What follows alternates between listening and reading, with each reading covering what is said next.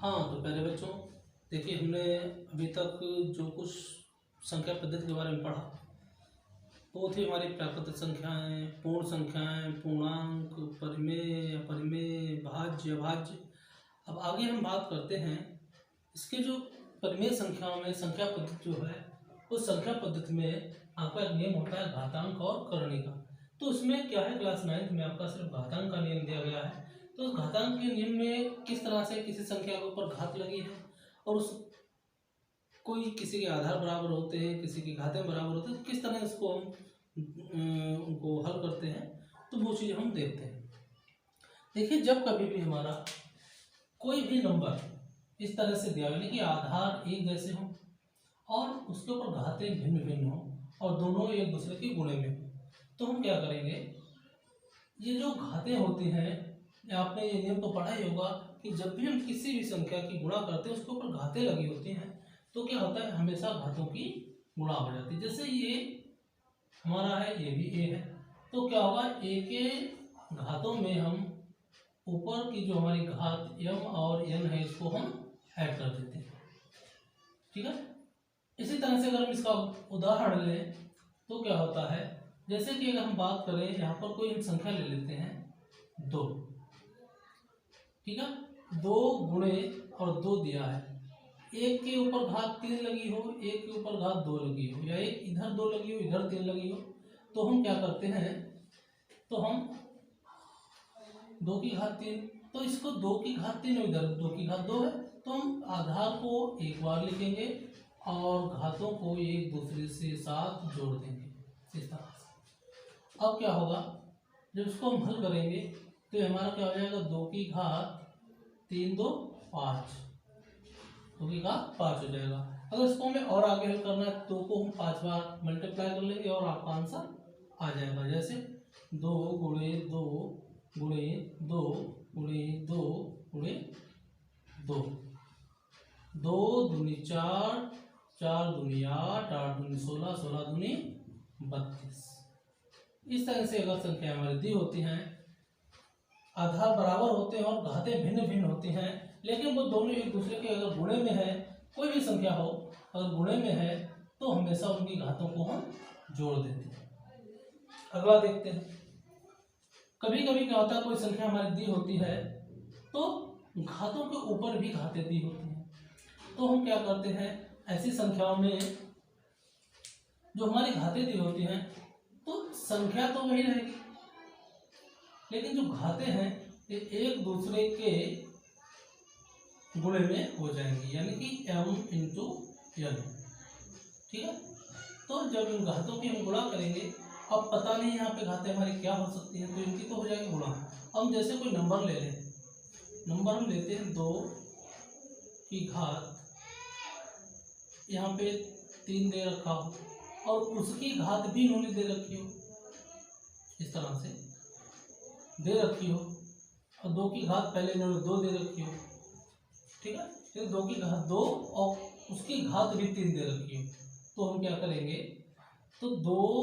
और घातों को हम कर देंगे एक दूसरे से गुणा,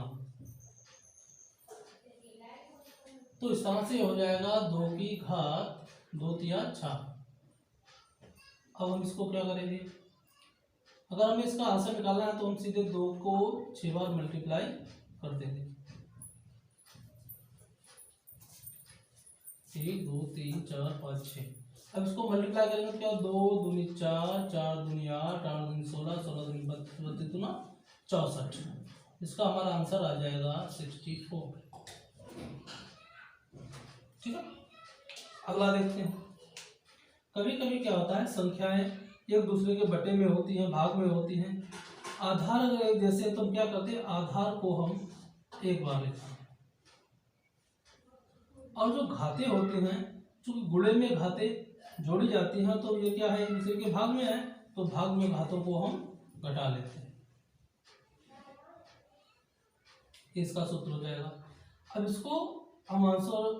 उदाहरण के तौर पर अगर यहाँ पे हम रख दें, जैसे कि हमारा दिया हुआ है 2 की घात 3 बटे 2 की घात 2,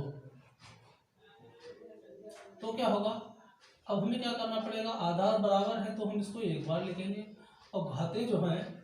वो भाग में है, तो 3 माइनस 2 बराबर ये बचेगा 2 की घात 1 यानी कि 2। इसको अगर हम हल करना चाहें तो इस तरह से जो है अगला हमारा दे रखा है a की घात m इंटू b की घात m। कहने का मतलब यह है कि आधार भिन्न भिन्न हो और घातें समान हो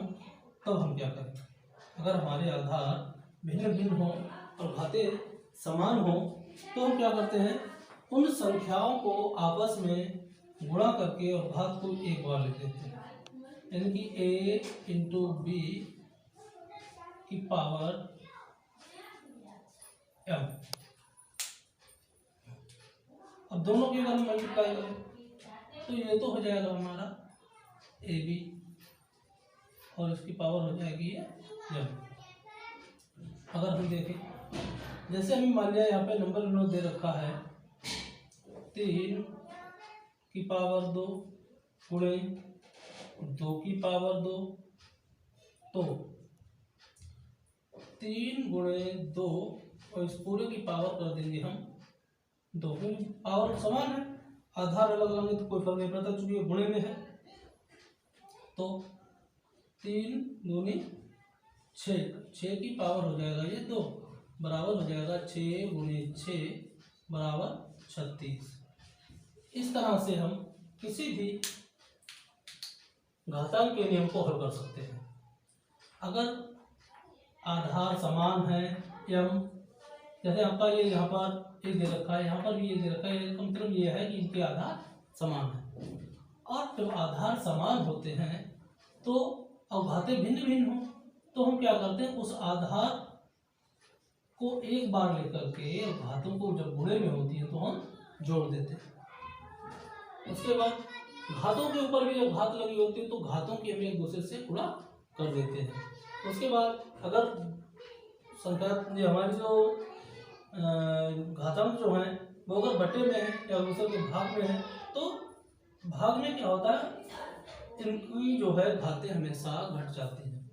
और अगर हमारा आधार भिन्न भिन्न हो या सेम हो उससे कोई फर्क नहीं पड़ता, लेकिन अगर घातें समान है तो उस आधार को हम मल्टीप्लाई कर देते हैं, एक दूसरे से गुणा करके और उसी घात को जोड़ देते हैं।